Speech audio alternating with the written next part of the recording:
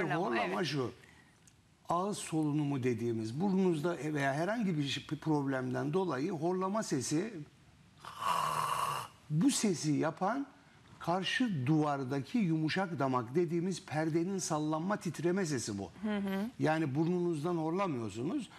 Ağzımızı açtığımız zaman küçük dilimizin bağlı bulunduğu perde, bunun adı yumuşak damak. Bu perdenin sallanma sesi horlama.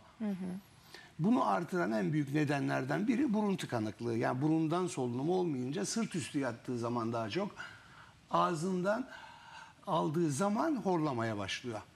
Yani bir de belli yaşın üzerinde bu yumuşak damağın gevşemesine ve aşağı düşmesine bağlı da ileri safhalarda apne gelişiyor. Apne ne? Uykuda solunumun durması. Yani horlamada demek ki horlamayı yapan şey küçük dilinizin bağlı bulunduğu karşıdaki üstteki perde. Evet. Evet.